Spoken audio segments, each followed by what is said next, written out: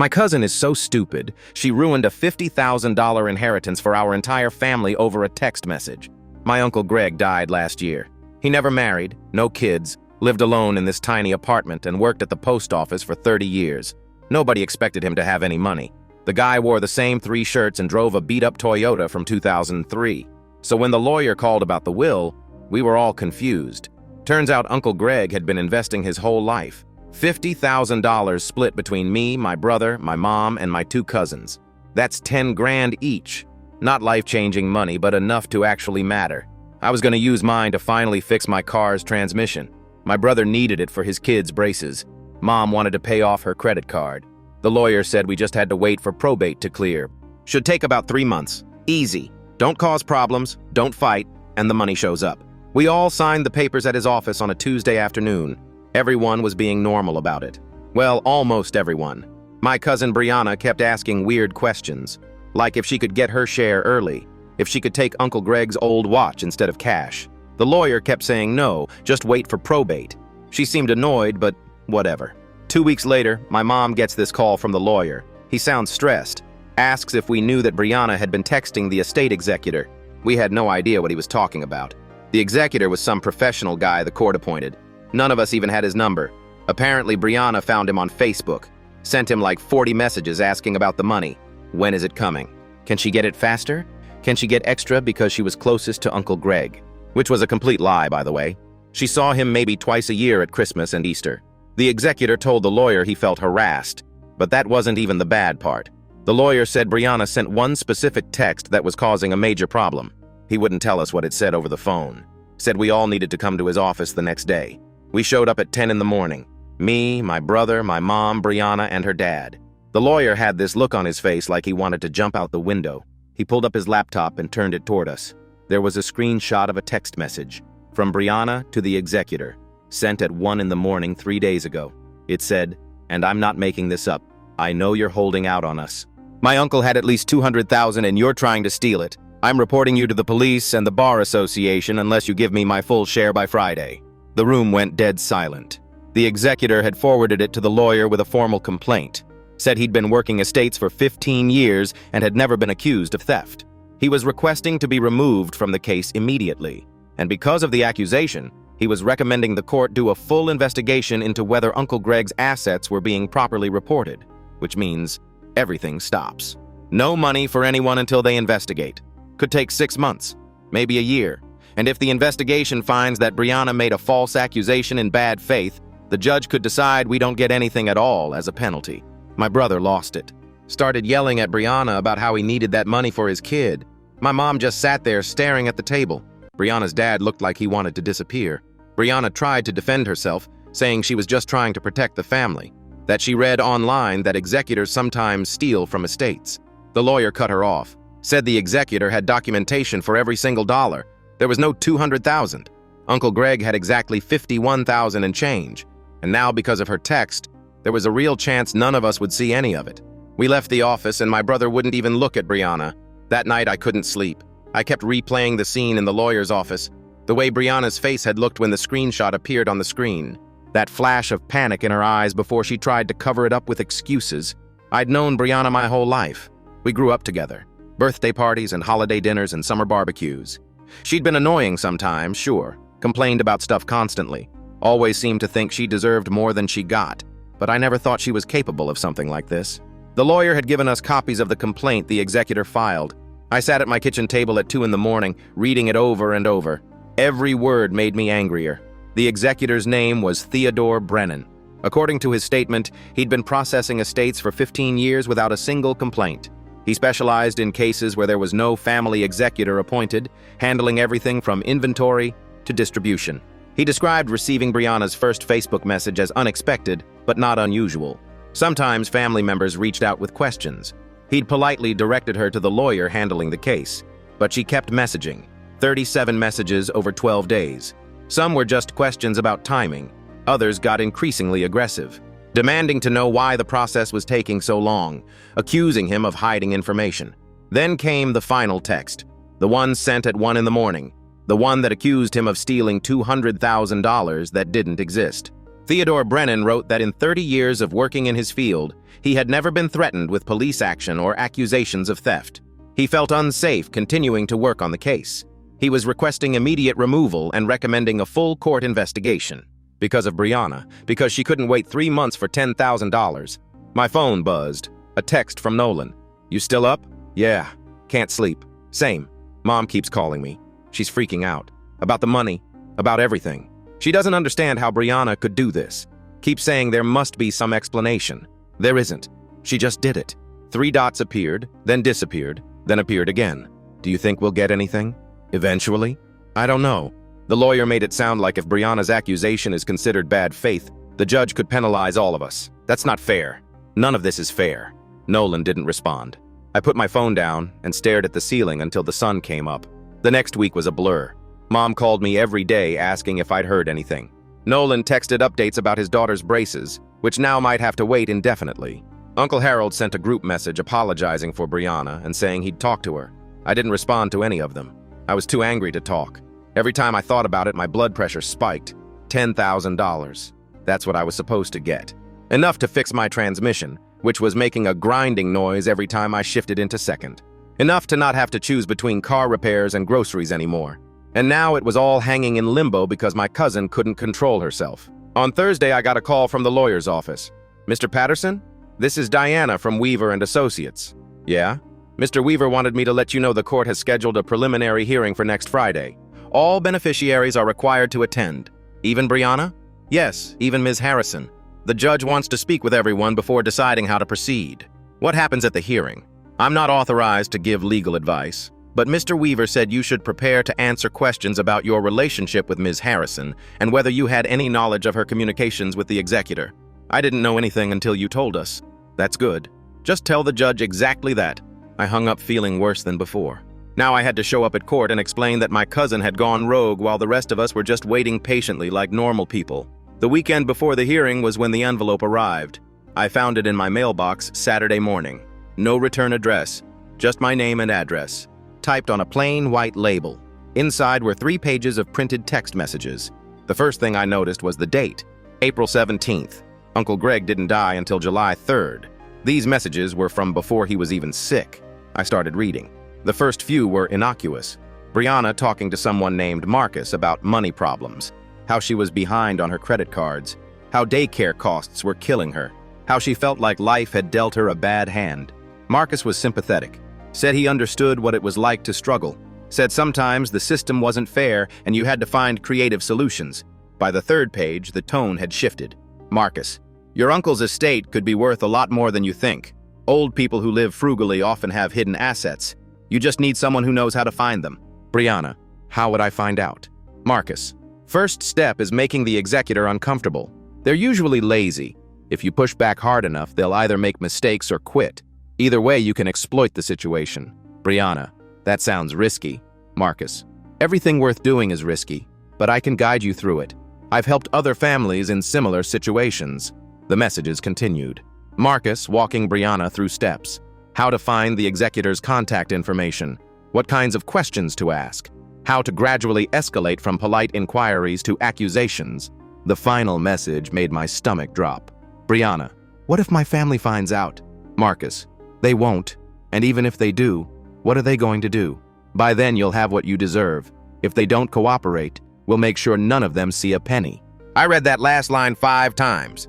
If they don't cooperate, we'll make sure none of them see a penny. This wasn't Brianna being impulsive. This wasn't desperation making her do something stupid. This was planned, calculated. She'd been working with someone to steal from us for months, and I had no idea who sent me these messages or why. Last week, the lawyer called again. The court scheduled a hearing to review the complaint. We all have to show up and explain what happened. The executor is still refusing to work the case. They might have to appoint someone new, which means starting the whole process over from scratch. This morning, I got a thick envelope in my mailbox. No return address. Inside were printed copies of text messages between Brianna and someone named Marcus from 4 months ago, before Uncle Greg even died. They were planning this, talking about how to challenge the will, how to delay probate, how to make the executor quit so they could get someone easier to manipulate. Marcus was coaching her on what to say, what to claim. The last message made me sick. Brianna wrote, "If the family doesn't cooperate, we'll make sure none of them see a penny." I don't know who sent me this or why. I sat there at my kitchen table for 20 minutes just staring at those papers. My coffee got cold. The morning light coming through the blinds made dust particles float around like tiny ghosts. I kept reading that last line over and over. "If the family doesn't cooperate, we'll make sure none of them see a penny." My hands were shaking when I finally put the papers down.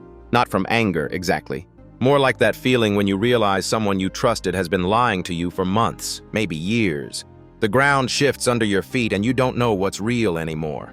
I called my brother Nolan first. His phone rang 5 times before he picked up. What he said, voice groggy. It was only 7 in the morning on a Saturday. "I found something. You need to come over. Can it wait? Josie has her soccer game at 9 and I promised—" "It can't wait. Trust me." He sighed. That heavy older brother sigh I've heard my whole life. "Give me 40 minutes. I made fresh coffee while I waited. Kept looking at that envelope on the table like it might sprout legs and walk away. Part of me wished it would. Part of me wanted to pretend I never got it. But I couldn't unsee what I'd seen. Nolan showed up in his old Packers hoodie and sweatpants, hair still messy from sleep. He looked annoyed until he saw my face. "What's wrong?" he asked, all the irritation gone from his voice. I handed him the envelope. He pulled out the papers and started reading. I watched his expression change. Confusion first, then disbelief, then something darker settling into his jaw. "This is from 4 months ago," he said quietly. "Uncle Greg was still alive 4 months ago. I know. Brianna was planning this before he died. She was planning to steal from us before he even passed. I know. Who the hell is Marcus? That's what I want to find out." Nolan kept reading. His hands started shaking too.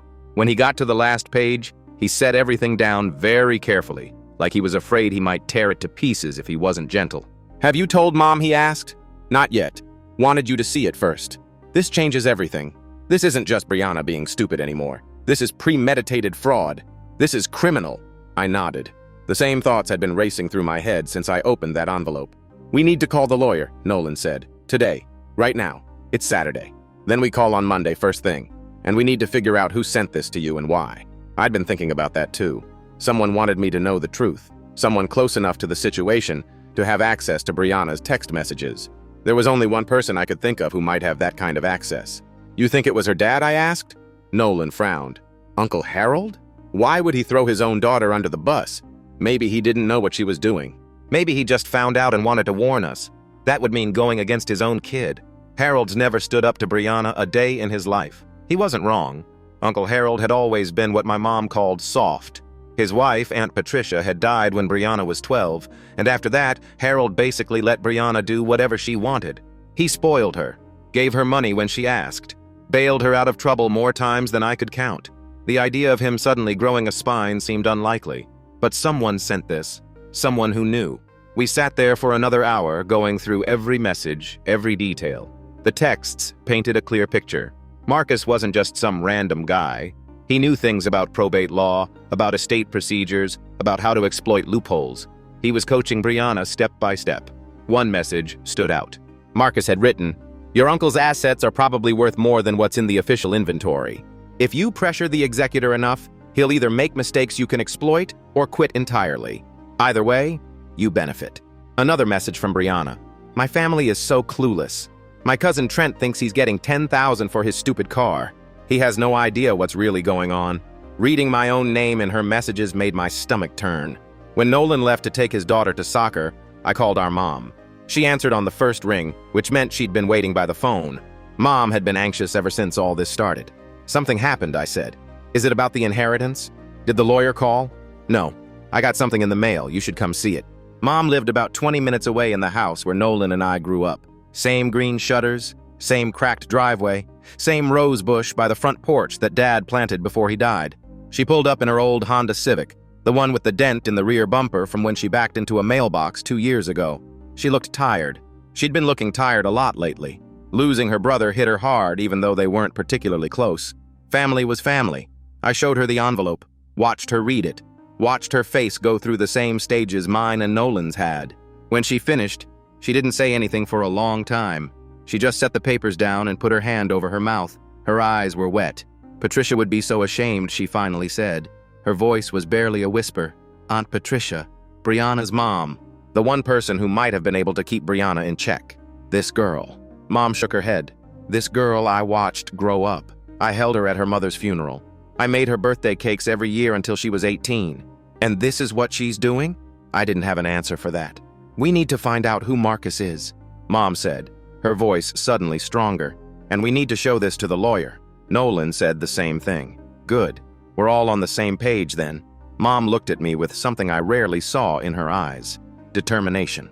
Your Uncle Greg worked his whole life for that money, she said. Lived in that tiny apartment. Never bought himself anything nice. Wore those same 3 shirts until they had holes. And he left it to us because he wanted to help. Not so Brianna could steal it for some scheme she cooked up with God knows who. I know, Mom. She stood up and grabbed her purse. I'm going to talk to Harold. Right now? Right now. I want to look him in the eyes and find out if he knew about this. You think that's a good idea? She paused at the door. Trent, when your father was dying, he made me promise to protect this family. I haven't always done a great job of that. I let things slide. I let Brianna walk all over everyone because I didn't want conflict. But this? She held up the envelope.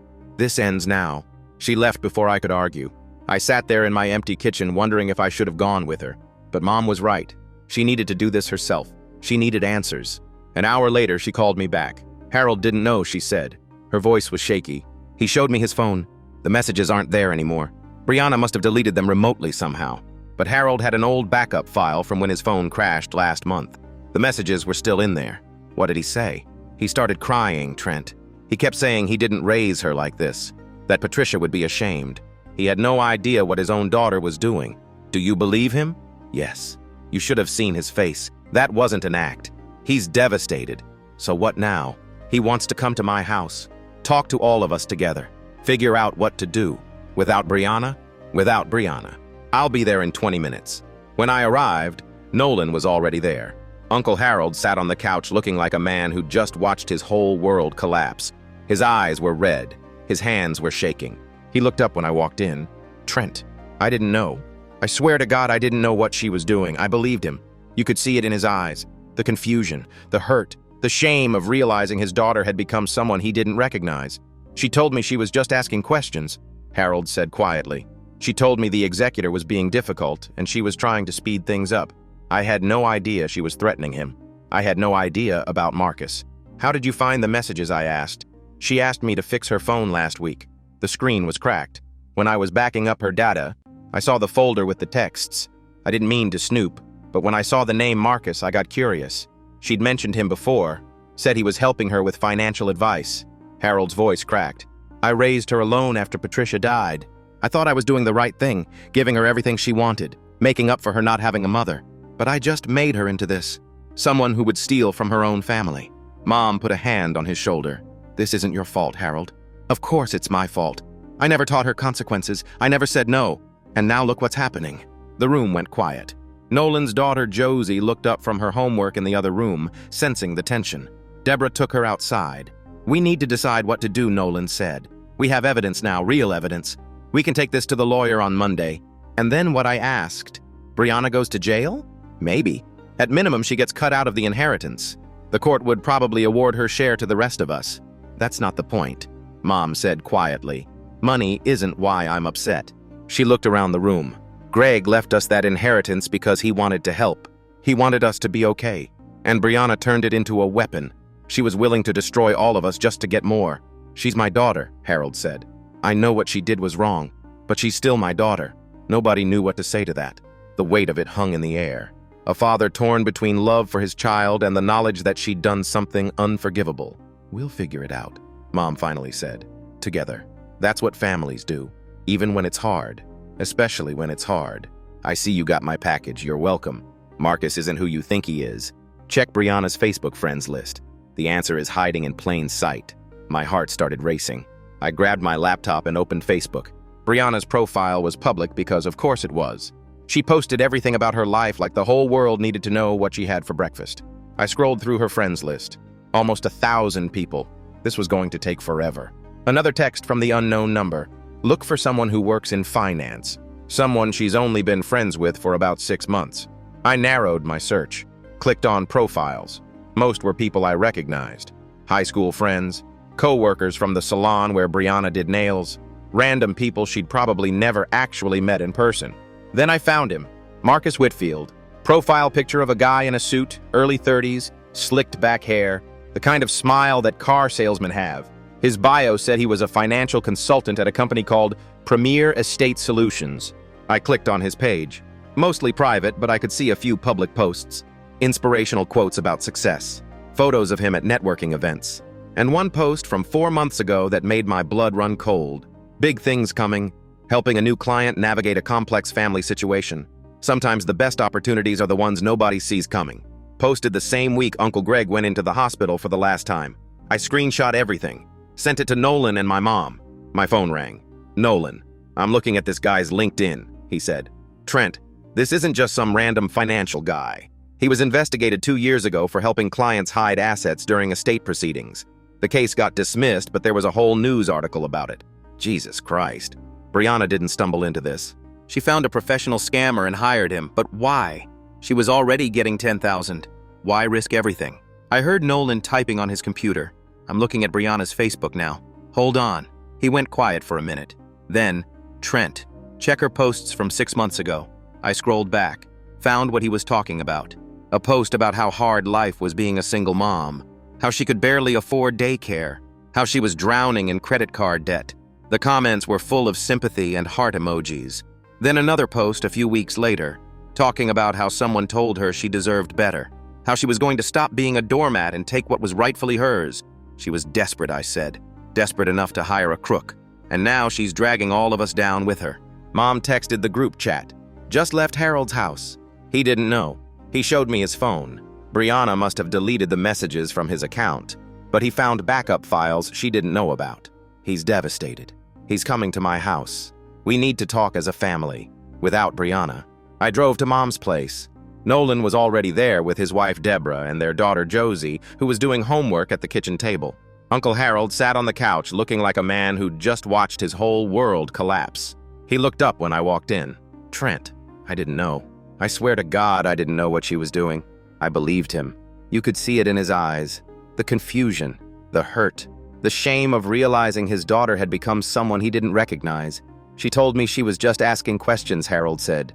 She told me the executor was being difficult and she was trying to speed things up. I had no idea she was threatening him. I had no idea about Marcus. How did you find the messages, I asked. She asked me to fix her phone last week. The screen was cracked. When I was backing up her data, I saw the folder with the texts. I didn't mean to snoop, but when I saw the name Marcus, I got curious. She'd mentioned him before, said he was helping her with financial advice. Harold's voice cracked.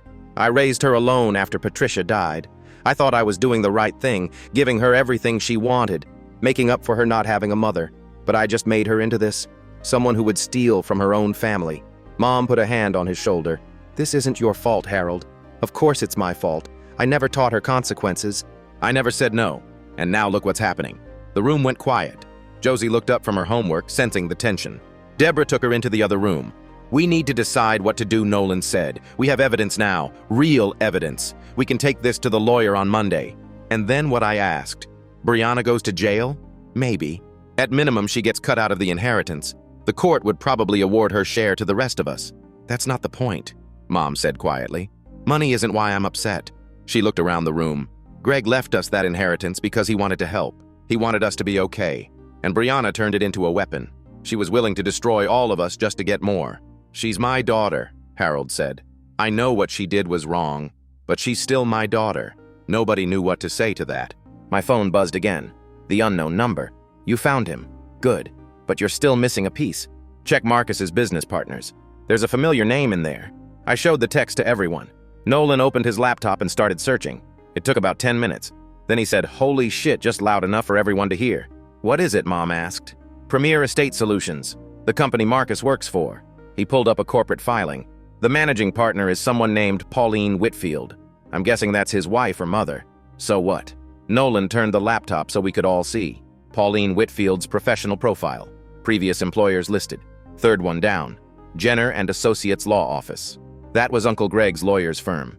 The same office handling the estate. Marcus's wife used to work for our lawyer, I said, putting it together. They have inside access. They know exactly how the system works. More than that, Nolan said. Look at the dates. She left Jenner and Associates 2 months before Uncle Greg died, right around the time Brianna started talking to Marcus. They targeted us, I said. They found out about Greg's estate from the inside and they targeted us. The room went silent again, but this time it wasn't confusion or sadness. It was something colder. "What do we do now?" Harold asked.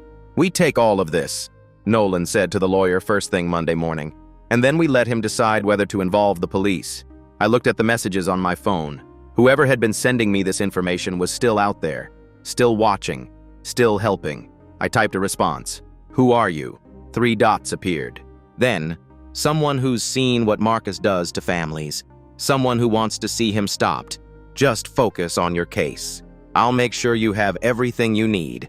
Monday morning came faster than I expected. I barely slept Sunday night, kept thinking about Brianna, about Marcus, about everything we'd uncovered. The lawyer's office was exactly how I remembered it. Same beige carpet, same fake plants, same receptionist who smiled too much.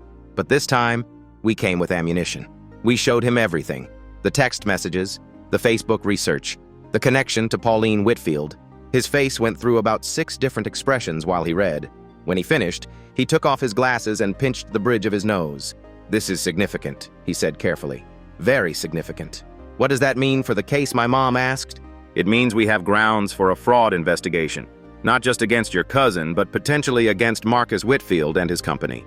If they've been using inside information to target estates, there could be multiple victims. So, Brianna might go to jail," Nolan said. "That's up to the prosecutor. But yes, making false accusations against an estate executor, conspiracy to defraud heirs, those are serious charges. She could be looking at felony charges." Uncle Harold made a small sound, almost like a whimper. The lawyer noticed. "Mr. Harrison, I understand this is your daughter, but I have to be clear. What she did put the entire inheritance at risk. If this investigation hadn't uncovered the truth, every member of your family could have lost everything." Harold nodded slowly. "I know. I don't know how we got here." "None of us did. The lawyer made copies of all our evidence, said he'd be filing motions to restart the probate process with a new executor, said he'd be forwarding everything to the district attorney's office for review. As we were leaving, he stopped me. "Trent," he said, "one more thing. Yeah? Whoever's been sending you this information, they clearly have an axe to grind with Marcus Whitfield. That doesn't mean they're trustworthy. Be careful." "I will." But as I walked to my car, I thought about those text messages, about the person on the other end who knew so much about Marcus's operation, about why they'd chosen me to receive this information. My phone buzzed. "Good work today. The lawyer will do his job. But there's more you should know about Brianna. She's not going to take this lying down. Watch your back." I typed back, "How do you know what the lawyer is going to do?" No response for 10 minutes. Then, "Because I used to work for Marcus, until I figured out what he was really doing. Until I realized he was destroying families for profit. Then I got out. Now I'm trying to make things right." "Who are you?" I asked again. "A friend. That's all you need to know for now." I stared at my phone for a long time. Then I drove home, wondering what was going to happen next. I found out 3 days later.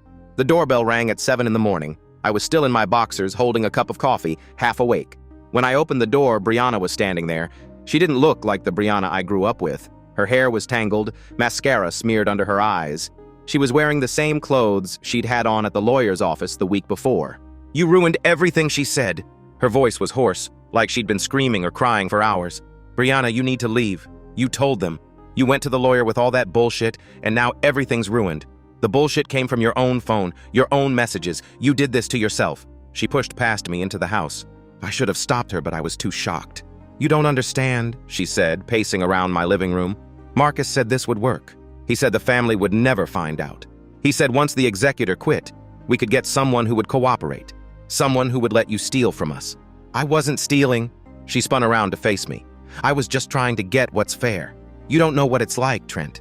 Being a single mom, working a job that pays nothing, watching everyone else in this family have it easier than me. That's not true, and you know it. Mom helped you with daycare for 2 years. Nolan co-signed your car loan. Uncle Greg gave you money whenever you asked. Scraps. He gave me scraps. And now he's dead and I'm supposed to be grateful for $10,000 while I'm drowning in debt? You were getting the same as everyone else. That was fair." "Fair." She laughed, but there was no humor in it. "Nothing in this family has ever been fair to me. Not since my mom died. Everyone just moved on like it was nothing. Your mom got to still have her brother. You and Nolan had both your parents until your dad died. What did I have? A father who couldn't say no because he felt guilty, and a family that pretended to care but never actually helped. I didn't know what to say. Part of me knew she was in pain, had been in pain for years, but that didn't excuse what she'd done. You hired a con man to help you steal from us, I said quietly. You planned this while Uncle Greg was still alive. You threatened an innocent man with false accusations. Marcus said, I don't care what Marcus said. I don't care if you were desperate or sad or angry. You made choices. You put all of us at risk. Mom could have lost her chance to pay off her credit card. Nolan's kid might not have gotten braces. And for what? So you could get more than everyone else? Brianna's face crumpled. She sat down hard on my couch, like her legs had given out. I'm going to lose everything, she whispered. The lawyer said there might be criminal charges. I could go to jail. Trent. I could go to jail and my son would have no one. Her son, Dakota. I'd almost forgotten about him in all this. He was 5 years old, bright kid, loved dinosaurs and mac and cheese. He had no idea what his mom had done. You should have thought about that before I said. I tried to make my voice hard, but it came out tired. Can you talk to the lawyer? Ask him to drop the charges? There are no charges yet. The DA is reviewing the case. And even if there were, I wouldn't have any control over that. You could tell them it was a misunderstanding, that I was confused or something. I stared at her. After everything, she still wanted me to lie for her. No. Trent, please. No. I opened my front door. You need to leave, and don't come back here.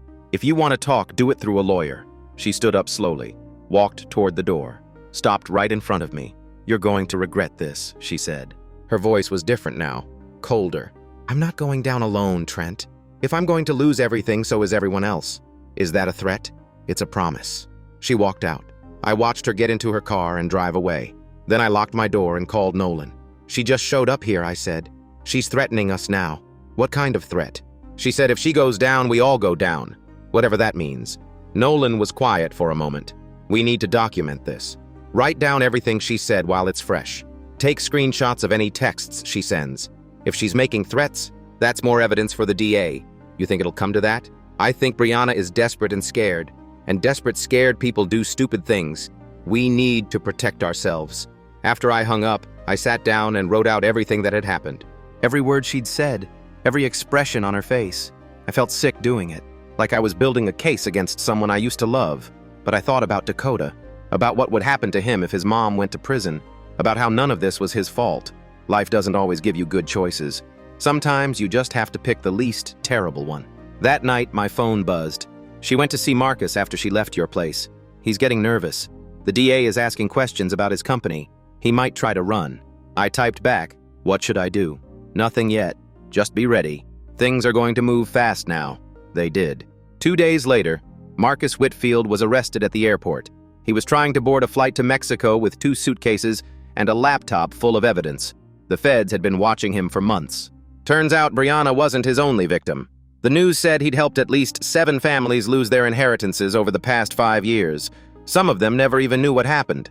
They just thought the estates were smaller than expected. Brianna was arrested that same day.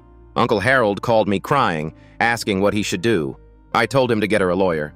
A real one, not someone like Marcus. The probate court unsealed the investigation results a week later. Uncle Greg's estate was worth exactly what the original executor had said. $51,000. No hidden money. No secret accounts. Brianna had burned everything down for nothing. The court appointed a new executor, a retired judge with a no-nonsense reputation. She reviewed all the documentation, interviewed everyone involved, and filed her report within 3 weeks. We got our inheritance in the mail 2 months later. $10,218 each, after fees. I used mine for the transmission, like I'd planned. Nolan put his toward his daughter's braces. Mom paid off her credit card and cried when the balance hit 0. Uncle Harold tried to return his share.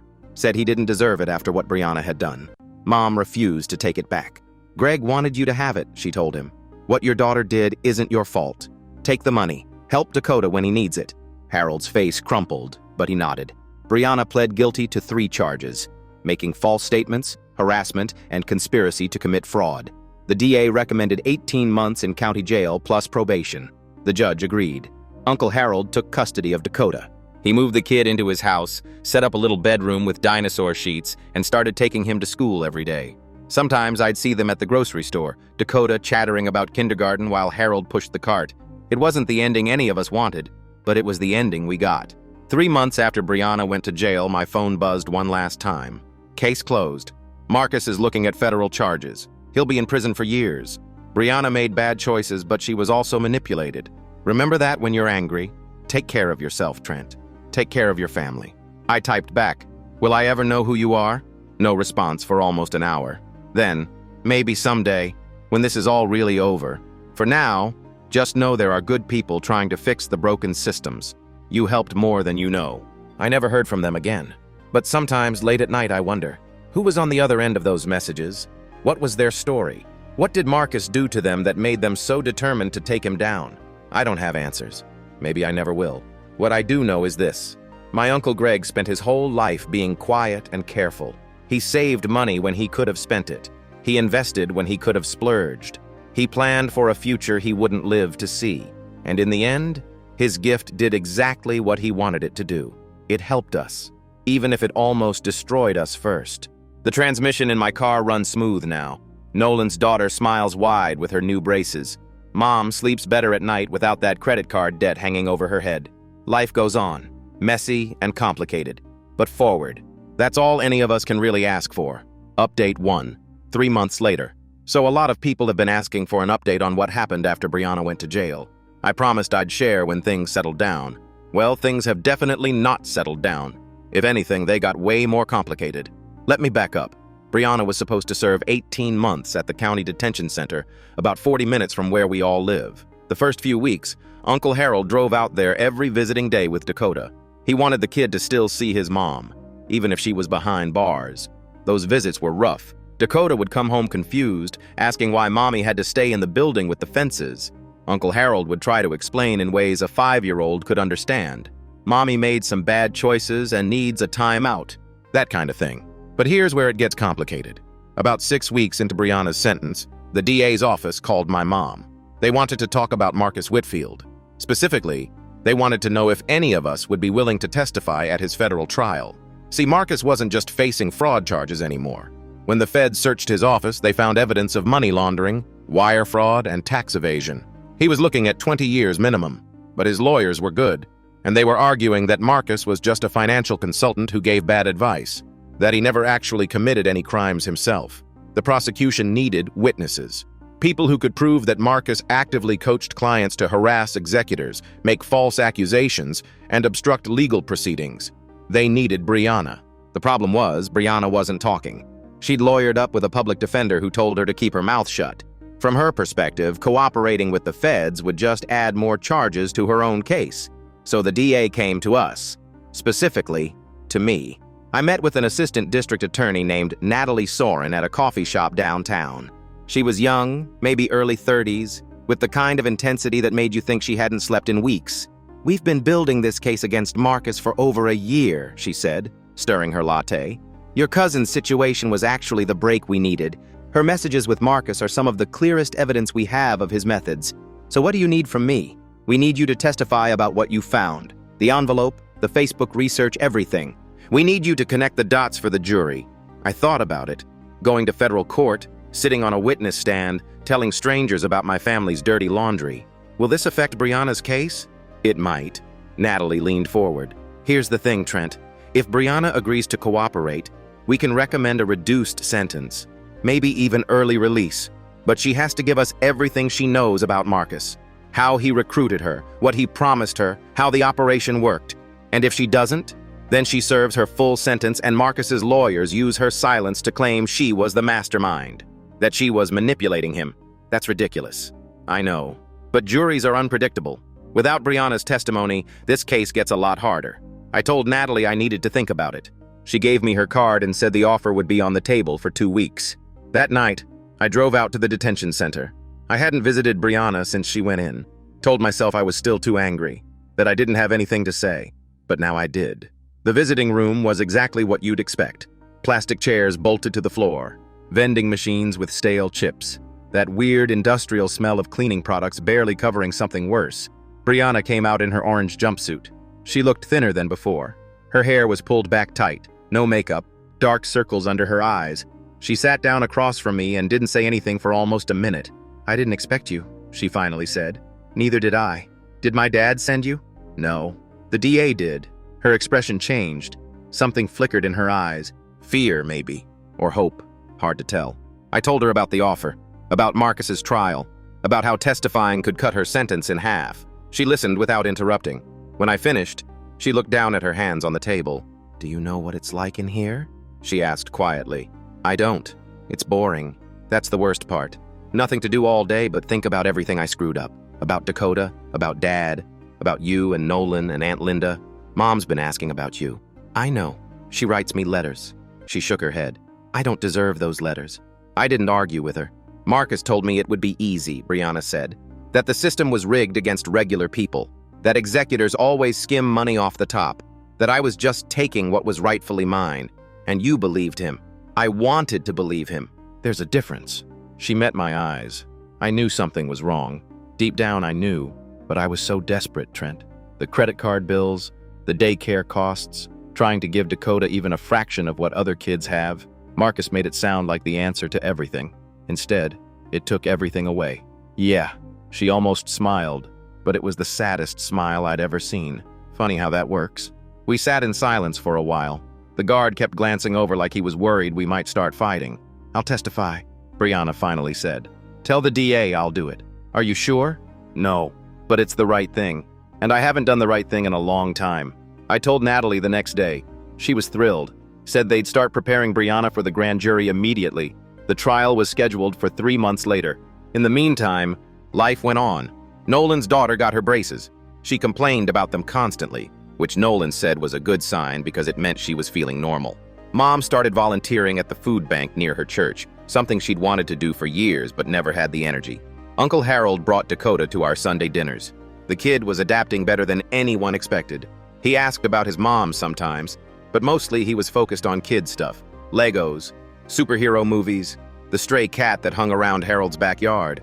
I started seeing someone. Her name was Wren. We met at the auto shop where I got my transmission fixed.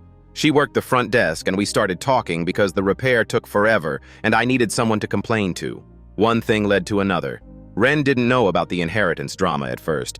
When I finally told her, she just listened. Didn't judge, didn't ask a bunch of questions. Just said it sounded like I'd been through hell and asked if I wanted another beer. I think that's when I knew she was something special. The federal trial started in October. I took a week off work to go to court. Marcus Whitfield looked different than his Facebook photos. Smaller, somehow.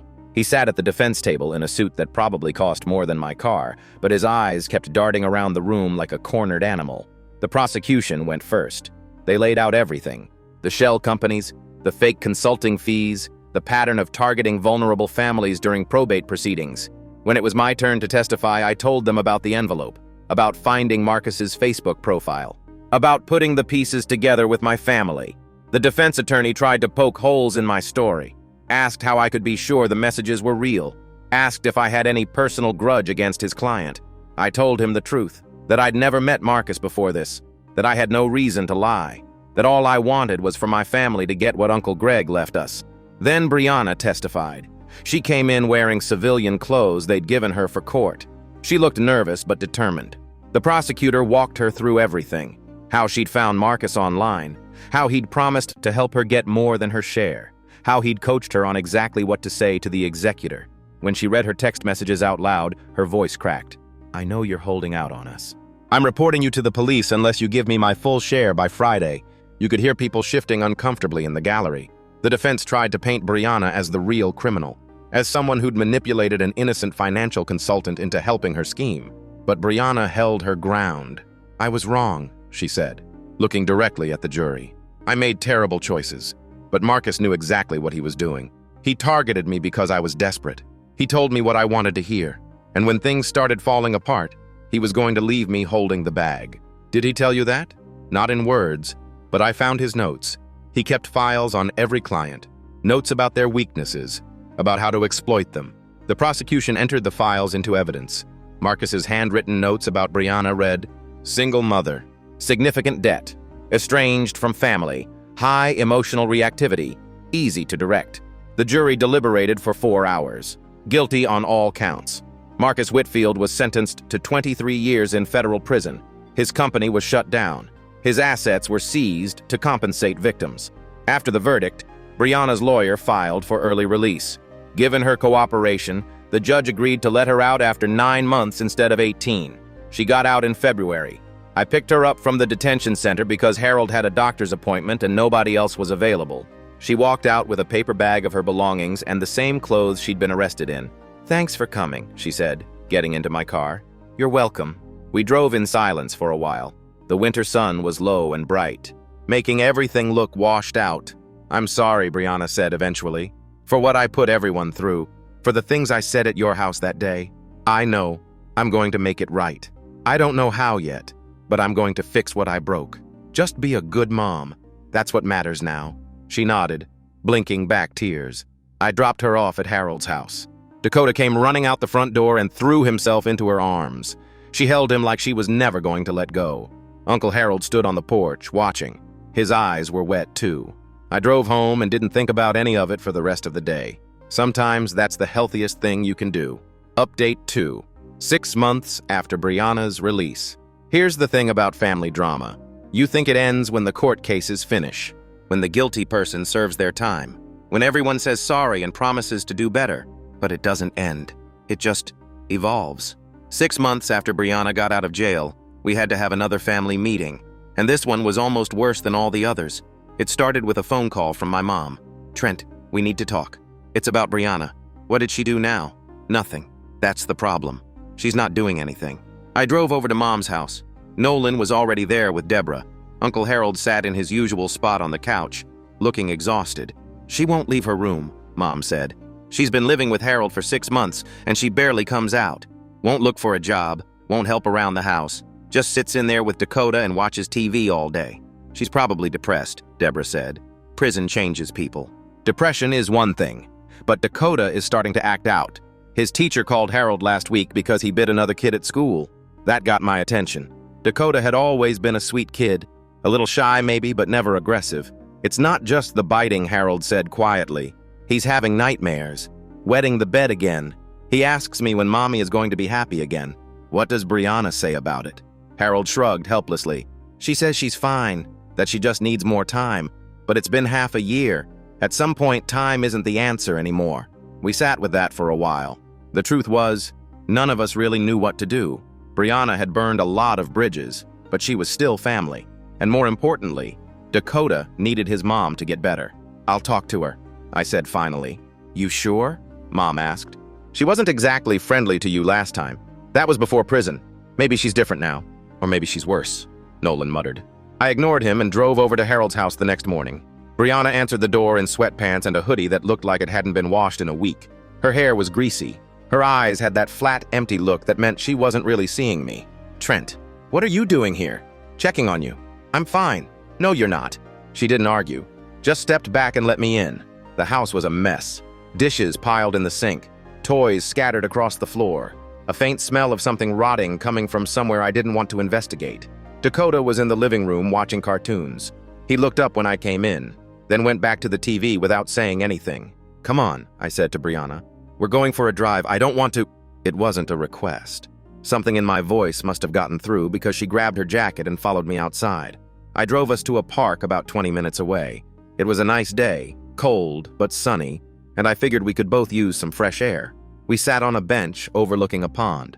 Ducks paddled around, making small splashing sounds that filled the silence. "Talk," I said. "About what?" "About whatever's keeping you locked in that room all day." Brianna didn't answer for a long time. She stared at the ducks like they held some kind of secret. "Do you know what I think about?" she finally said. "When I'm alone in there, tell me. Everyone I hurt, every mistake I made, every lie I told. It just loops over and over. I can't make it stop." "That sounds like hell?" "It is." She pulled her knees up to her chest, looking small and young and nothing like the angry woman who'd showed up at my door a year ago.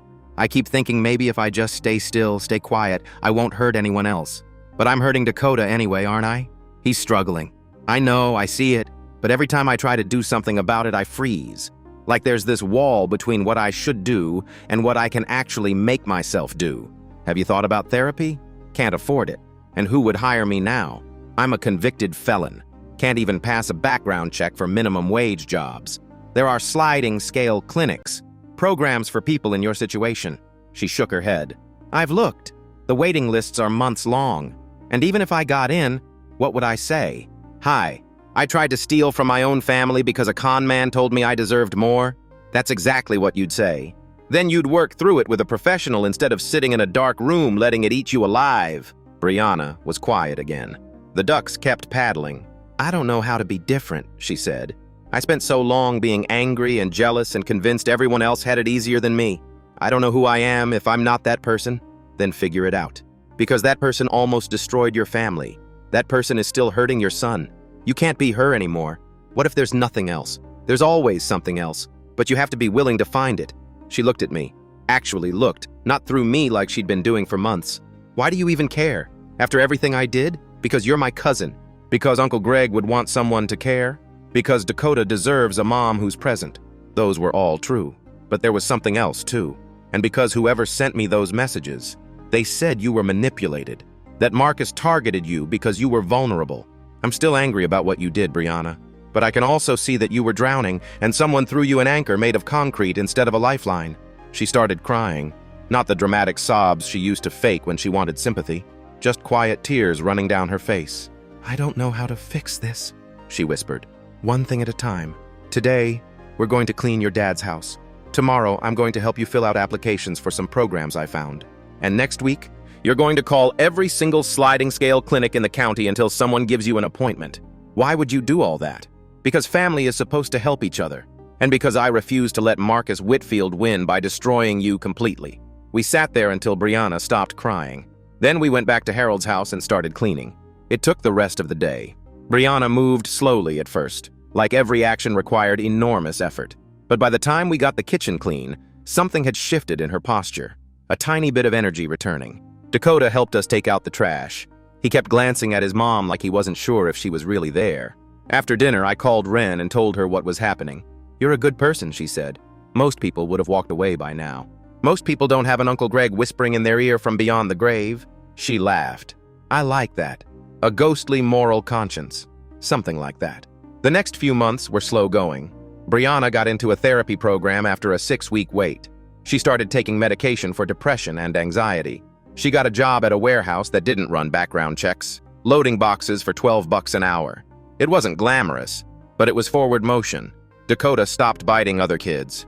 The nightmares faded. He started talking more, laughing more, acting like the 5-year-old he was supposed to be.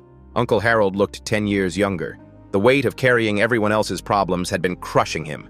Now that Brianna was pulling her own weight, he could actually breathe. At our Sunday dinners, we started including Brianna again. Awkward at first. Nobody knew quite what to say. But gradually, conversation became more natural, less forced. One Sunday, Brianna brought a dessert she'd made herself. A chocolate cake that was slightly lopsided but tasted decent. "Uncle Greg used to make this," she said quietly, "for my birthday every year. It was the only thing he could bake." Mom's eyes got misty. "I remember. He was so proud of that recipe. I wanted Dakota to know it, to have something from Uncle Greg, even though he never met him." We ate the cake. It wasn't perfect, but it was close enough. The weeks that followed were full of small victories. Brianna started showing up to Sunday dinners on her own, without Harold having to convince her. She helped Mom with the dishes. She played with Dakota in the backyard instead of just watching him through the window. One day, she asked me if I wanted to grab coffee. "Just us?" I asked, surprised. "Just us, if that's okay." We met at a diner near her apartment. She ordered black coffee and a piece of pie. I got the same. "I need to say something," she started, not quite meeting my eyes. "I practiced this in my head like 100 times, but now it sounds stupid. Just say it." She took a deep breath. "You saved me. When you came to get me that day, when you made me go to the park and actually talk about what I was going through, everyone else was just waiting for me to figure it out on my own. But you showed up. I didn't do anything special." "Yeah, you did." She finally looked at me. "I was drowning, Trent. In that house, in my own head, in the shame of everything I'd done. I kept thinking everyone would be better off if I just disappeared. Not like I wasn't going to do anything, but I fantasized about it. About just walking away and never coming back. I didn't know what to say. The weight of what she was telling me pressed down on my chest. The drive to the park, the talk. It sounds small, But it was the first time someone treated me like I was worth saving. Like maybe I could still be a person and not just this horrible thing I'd become. You're not a horrible thing. I did horrible things. That's not the same as being horrible? No, it's not. Horrible people don't feel bad about what they did. They don't try to change. She stirred her coffee even though there was nothing in it to stir. I'm still working on it. Some days are harder than others. But I'm trying. That's all I can do. That's all any of us can do. We sat there for another hour, talking about things that didn't matter. Movies we'd seen, music we liked, memories from when we were kids, before everything got complicated. It was the first normal conversation I'd had with Brianna in years. Walking back to my car afterward, I realized something. The anger I'd been carrying was almost gone. Not completely. Maybe it would never be completely gone. But it wasn't the first thing I felt anymore when I thought about her. That felt like progress. Update 3. 1 year later. It's been a year since everything happened.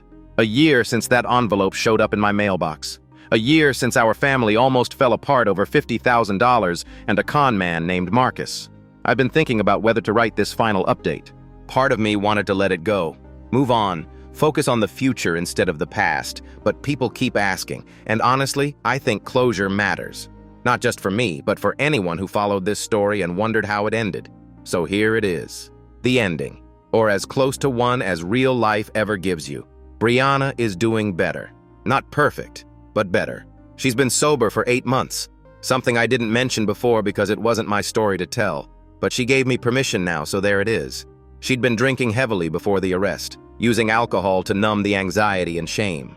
Prison forced her to quit, and therapy helped her stay quit. She's still working at the warehouse. Got promoted to shift supervisor 3 months ago. The pay isn't great, but it's steady, and she's building a record of reliable employment that will help when she applies for better jobs in the future. Dakota is thriving. He's in 1st grade now, reading above his level, making friends. He still lives with Harold during the week because Brianna's apartment is too small, but he spends weekends with his mom. They do stuff together now. Parks, movies, the kind of normal parent-kid activities that used to seem impossible. Uncle Harold finally started dating again. Her name is Consuela. She's a widow he met at a grief support group. They go on walks together and argue about politics. It's nice to see him happy. My mom retired from her job at the insurance company. She says she's busier now than she ever was working. What with volunteering and church activities and the new garden she planted in the backyard. But it's a good kind of busy. The kind that fills you up instead of draining you. Nolan's daughter is almost done with her braces. She's already complaining that she wants clear aligners next time because the metal ones are so middle school. Nolan rolls his eyes but smiles when he thinks she's not looking. Ren and I got engaged last month. She said yes before I even finished the question. We're planning a small ceremony in the spring. Nothing fancy, just family and close friends. Brianna asked if she could come. I said yes. A year ago, I might have said no. Might have held on to the anger forever. But here's what I've learned. Carrying grudges is exhausting. It's like hauling around a bag of rocks everywhere you go. At some point, you have to decide whether the weight is worth it. Brianna hurt our family. That's true, and it will always be true. But she also paid for it. She lost her freedom, her reputation, her sense of self. She hit bottom and somehow found the will to climb back up. That doesn't erase what she did, but it adds something new on top of it. Something that might eventually outweigh the bad. Marcus Whitfield is still in prison. His appeals have been denied twice. Last I heard, he's trying to get transferred to a facility closer to his family, but nobody's in a hurry to help him. The mysterious person who sent me those text messages never revealed themselves. I stopped expecting them to. Some questions don't get answered, and that's okay. But a few weeks ago, I got a letter in the mail. No return address, just like before. Inside was a single sheet of paper, typed, not handwritten. It said, "I heard about your engagement. Congratulations. I'm glad things worked out for your family. For what it's worth, I was Marcus's first victim. 8 years ago, he convinced me to challenge my grandmother's will. By the time I realized what was happening, I'd lost everything. My inheritance, my family's trust, my own self-respect. It took me years to put the pieces back together. When I found out Marcus was still operating, still hurting people, I knew I had to do something. I couldn't stop him directly, but I could make sure his victims had the information they needed to fight back. You did that. You fought back. And because you did, Marcus is finally facing consequences. I don't need you to find me or thank me. Just knowing the truth came out is enough. Take care of yourself, Trent. Take care of your family. And remember, some people will always try to take advantage.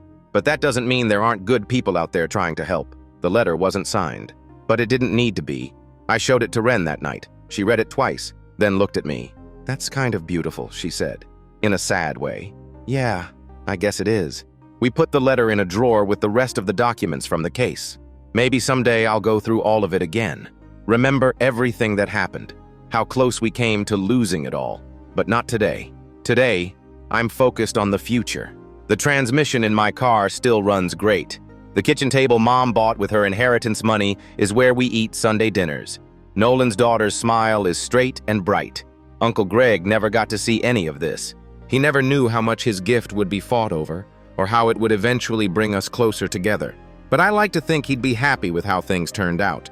He spent his whole life being careful, quiet, steady. He didn't make big gestures or demand attention. He just did what needed doing, day after day, year after year. And in the end, that's what mattered. Not the drama or the court cases or the family fights, just the steady accumulation of small kindnesses that add up to a life well lived. I try to remember that when things get hard, when I'm tempted to hold grudges or give up on people.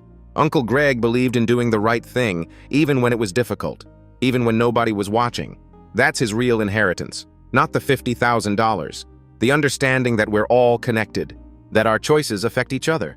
That family means showing up even when it's uncomfortable, even when it would be easier to walk away, especially then. That's it. That's the end. Thanks for sticking with me through all of it. Life goes on, messy and imperfect and forward. That's all any of us can ask for. Bonus update. The wedding. People have been asking about the wedding. I wasn't planning to share this part because it felt too personal. But Ren convinced me that finishing the story properly might help someone else going through family drama. So here it is. We got married on a Saturday in April. The cherry blossoms were blooming. It had rained the night before and everything had that fresh, clean smell that makes you feel like anything is possible. We held the ceremony in my mom's backyard. The same backyard where Nolan and I used to catch fireflies as kids. The same backyard where Dad grilled burgers every 4th of July before he got sick. The same backyard where Uncle Greg used to sit quietly in the corner, watching everyone else have fun, content just to be included. Mom had been planning for weeks. She planted new flowers along the fence, strung fairy lights through the trees, set up rows of white folding chairs on the grass. It wasn't fancy, but it was perfect. Ren walked down the aisle in a simple white dress. No veil, no train, just her dark hair loose around her shoulders and a bouquet of wildflowers in her hands. She was smiling so wide it made my chest ache. I cried during my vows. Not the plan, but it happened. Ren cried too. Nolan was my best man. He made a speech about growing up together, about all the stupid things we did as kids, about how he knew Ren was the one when I started actually cleaning my apartment. Everyone laughed. I threw a napkin at him. Uncle Harold gave a toast too. He talked about family, about how it's not always easy to love the people you're connected to by blood, about how forgiveness isn't about pretending bad things didn't happen, but about choosing to move forward anyway. "I know this family has been through a lot," he said, raising his glass, "but we're still here, still together. And now we're welcoming someone new into the circle." He looked at Ren. "Take care of this one, young lady. He's the best of us." Ren teared up again. So did I. Brianna sat in the back row with Dakota on her lap. She'd dressed up for the occasion, a modest blue dress, her hair actually brushed and styled. She looked normal, like the cousin I remembered from before everything went wrong. When it was time to throw the bouquet, Ren aimed it directly at Consuela. Harold's face turned red, but he was smiling. The reception was simple. Food from the Italian place downtown. A playlist of songs Ren and I had put together, dancing on the patio as the sun went down. At one point, I found myself standing by the punch bowl watching everyone. My mom chatting with Ren's parents. Nolan and Deborah slow dancing, their daughter taking 100 selfies with her cousins. Harold and Consuela holding hands at their table. And Brianna helping Dakota get cake, wiping frosting off his face, laughing at something he said. Ren came up beside me. "What are you thinking about?" she asked. How different this could have been. A year ago, half these people weren't speaking to each other, and now we're a family again, messy and complicated, but together. She leaned her head on my shoulder. That's all that matters. Later that night, after everyone had gone home and the cleanup was done, I sat on Mom's porch with a beer. The fairy lights were still on, casting everything in a soft glow. My phone buzzed. "Congratulations on the wedding. I told you things would work out." The unknown number. Again. I stared at the message for a long time. Then I typed back, "Who are you? Really, I need to know." The response came faster than I expected. "My name is Celeste. Marcus Whitfield destroyed my family 12 years ago. When I found out he was still operating, I made it my mission to stop him. You're the one who worked for him?" Briefly, before I understood what he was. When I figured it out, I tried to report him, but I didn't have enough evidence. The case went nowhere. So I started watching, waiting, gathering information on every client he took on. That sounds like a full-time job. It was, for years. I had other work too, but this was always running in the background. Every time Marcus found a new vulnerable family, I was there, watching. Why me? Why did you reach out to me specifically? Because you were the first person who actually did something with the information. Most people I contacted were too scared, too overwhelmed, or too complicit. You took what I gave you and you fought back. I saved those messages, all of them. Does that matter? It matters to me. Proof that what I did wasn't pointless. The messages went quiet for a minute. Then, I saw photos from your wedding. Your mom posted them on Facebook. You look happy. I am. Good. Hold on to that. Life gets hard again eventually. It always does. But if you can remember what it feels like to be genuinely happy, you can find your way back. Will I ever meet you? Maybe. Someday. For now, just know that there's at least one stranger out there who's rooting for you. Thank you, Celeste, for everything. You're welcome, Trent. Now go enjoy your marriage. I put my phone down and looked up at the stars. Somewhere out there, a woman I'd never met had spent years trying to bring down a man who'd hurt her. And because of her, my family was whole again. Life is strange that way. The connections that save us aren't always the ones we expect. The next morning, Ren and I left for our honeymoon. Nothing fancy, just a cabin by a lake a few hours upstate. No phone signal, no drama, just the two of us and the water and the woods. On the drive up, she asked me what I was thinking about. "Uncle Greg," I said. "I keep wondering what he'd think of all this. You think he'd approve of me?" "I think he'd approve of everything. The wedding, the family coming back together, all of it." She smiled. "That's nice." He wasn't great with words, but he believed in people, even when they disappointed him. Like Brianna? Especially like Brianna. I think he would have understood why she did what she did. Not approved, but understood. And he definitely would have wanted her to get a second chance. Do you think she deserves one? I thought about it. Really thought, not just giving the easy answer. I think everyone deserves the chance to be better. Whether they take it or not is up to them. Brianna's taking hers. That counts for something. Ren reached over and squeezed my hand. "You're a good person, Trent. I'm trying. That's all any of us can do." We spent the week at the cabin, swam in the lake, cooked meals together, read books on the porch, slept late and stayed up later. It was exactly what we needed. A reset. A reminder of why we chose each other in the first place. When we got back, life resumed. Work, family, the endless parade of small tasks that make up an ordinary existence. But something had shifted. I didn't feel the weight anymore. The anger and resentment that I'd been carrying for years had finally started to lift. Not completely. Some scars never fully heal, but enough that I could breathe again. Enough that I could look at my family without calculating all the ways they'd hurt me. Mom noticed the difference first. "You seem lighter," she said at Sunday dinner. "More like yourself." "I feel lighter." The wedding? Partly. And partly just time. Letting go of stuff that wasn't serving me. She nodded like she understood completely. "Your father was the same way. Held on to things for years. Then one day, just let them go. Said it was like putting down a heavy backpack. I miss him. I know. So do I." We didn't talk about the inheritance. Didn't talk about Brianna or Marcus or any of it. Just sat there together, watching the sunset through the kitchen window. Some things don't need words. 6 months after the wedding, Ren told me she was pregnant. I cried. Again. Seems like I'm doing that a lot these days. We told Mom first. She screamed so loud the neighbors probably thought someone was being murdered. Then she started crying too. Then she started making a list of everything she needed to buy for the baby. Nolan hugged me so hard I thought he'd crack my ribs. His daughter immediately started planning what kind of aunt she wanted to be. Deborah offered to throw us a baby shower. Uncle Harold got misty-eyed and said Uncle Greg would have loved this news. Brianna was the one who surprised me most. "You're going to be an amazing dad," she said quietly, after everyone else had finished congratulating us. "I know that might not mean much coming from me, but I've watched you with Dakota, the way you paid attention when no one else was. The way you showed up when things got hard. That's what a real parent does. Thanks, Brianna. I mean it." She looked down at her hands. "I spent so long being jealous of everyone else, convinced I was getting the short end of every stick. But you were never the enemy, Trent. None of you were. I just couldn't see that until I lost everything. What made you finally see it? Prison, mostly. Therapy helped too. But honestly, it was Dakota. Watching him suffer because of my choices. That's what broke through. I couldn't keep blaming everyone else when my own kid was paying the price. I didn't know what to say, so I just nodded. "I'm going to be around," she said, "for your kid, for this family. Not because I have to, because I want to. Because it's time I started giving instead of just taking. I believe you." And I did. For the first time in years, I actually believed her. The baby is due in the fall.